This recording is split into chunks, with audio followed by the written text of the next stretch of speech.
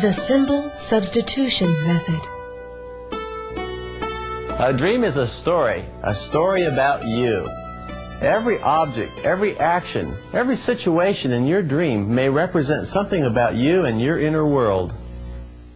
In this workout, you'll decide what every piece of the dream has to do with you, and then you'll rewrite your dream to reflect this knowledge. Write down a list of the nouns and the verbs in your dream.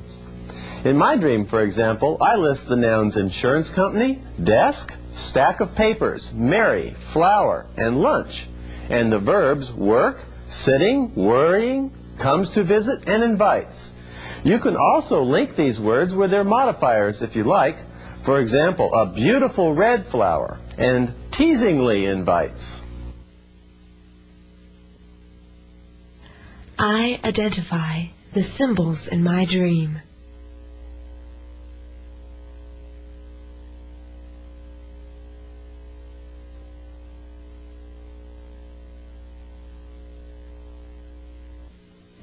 Hit the pause button to give yourself more time.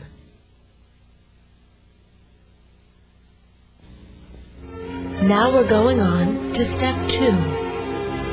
Now for each word you listed, write down what that word means for you. Not a dictionary definition, just what it means to you. But be brief.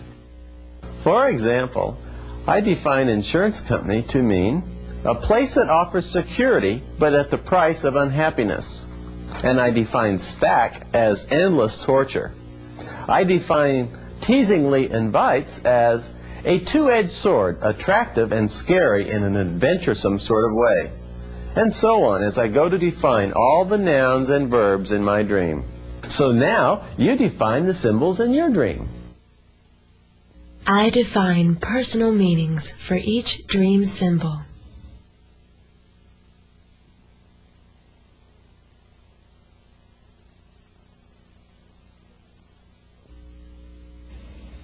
Hit the pause button to give yourself more time. We're going on to step 3. Now that you've defined the symbols in your dream, I want you to rewrite your dream. And every time you come to one of those words that you defined, I want you to substitute in your definition. You'll get a rough translation of your dream in your own terms. For example, my dream begins with, I'm back at work at the insurance company, sitting at my desk. As I begin to translate the dream, I write, I'm back at. And instead of writing work, I write my definition for work, which is a struggle of effort against resistance. And instead of writing insurance company, I substitute my definition, a place that offers security, but at the price of unhappiness. And for sitting, I write stuck in place, and so on. You may want to do the deluxe version of this workout. It takes more time, but can be very helpful. If so, when you're rewriting your dream and you're substituting in your definitions, add one of the following 2 key phrases to your definitions before you stick them in. The key phrase for nouns is part of myself. Adding this phrase to the end of your definitions for nouns suggests that the symbol reflects something about you. For example, in my dream, my definition for the noun work is a struggle against resistance. So where the word work appeared in my dream, I now substitute not just a struggle against resistance, but a struggle against resistance part of myself, to reflect the idea that the struggle I am talking about is some aspect of my own personality. The key phrase for verbs is, I have myself. Adding this to the beginning of your definitions for verbs suggests that the action reflects some expression of yourself. For example, in my dream, I have the verb sitting, and my definition for it is stuck in place. So when I substitute my definition in for the original word, I also add the key phrase and write, I have myself stuck in place, which suggests that I'm expressing some feeling of making myself captive.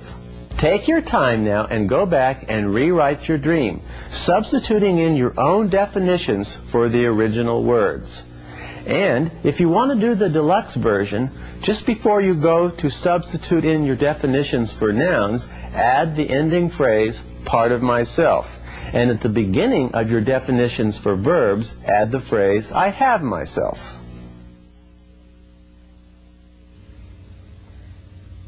I substitute my symbol definitions into the dream text to create a rough translation of my dream.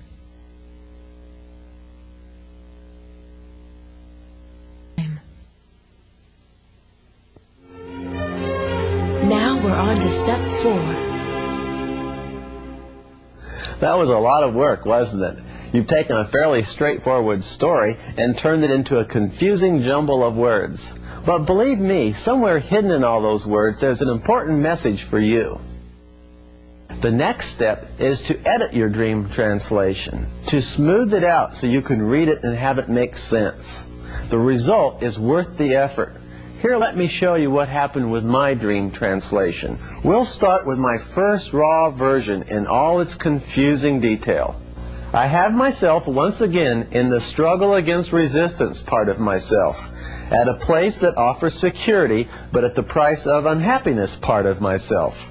I have myself stuck in place at what I have to deal with and don't deal with part of myself, and I have myself imagining how to feel fear and dread at the endless torture over pencil marks keeping score when I have a friend who believes in me part of myself appears at my side to keep me company, and I have this part of myself reach out to offer an intense, creative outpouring of energy part of myself, and I have this part of myself offer a two-edged sword, attractive and scary in an adventuresome sort of way, a time out for nourishment part of myself. Well, that was some piece of work, wasn't it?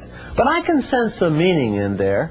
After 2 rounds of revision, smoothing it out, it came something like this. Notice how the dream story has been transformed into a statement about a psychological process. Yet you can see, perhaps, if you reflect upon the original dream, that the meaning of the dream story is still expressed in my interpretation. Here goes.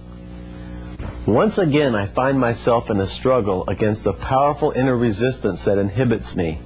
I'm in that headspace that is grabbing for security, but I'm making myself unhappy as I force myself to imagine feelings of fear and dread, torturing myself endlessly over the issue of keeping score on myself. Suddenly, a friendly feeling, like a best friend who believes in me, appears to keep me company. It reaches out with an intense outpouring of creative energy.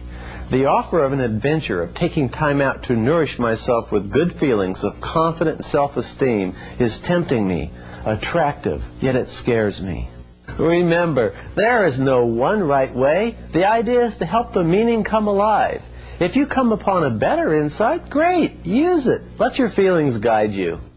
So now you give it a try. Read over your translation and be sensitive to what meaning is trying to come through. Smooth it out until it reads right and you like the way it sounds.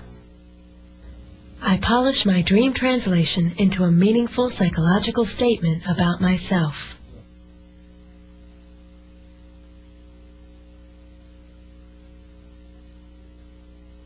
Now we're going to step 5. The final step is to ask yourself, what do you want to do with this new dream insight? So write a few sentences about what you could do to put this new knowledge to the test.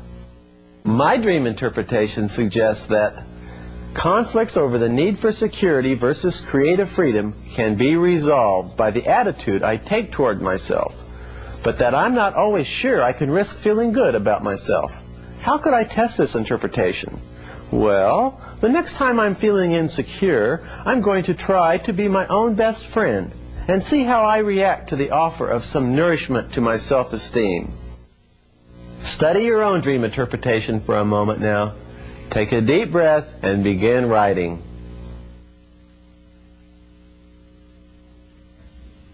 I use inspirational writing to evaluate the significance of my dream interpretation.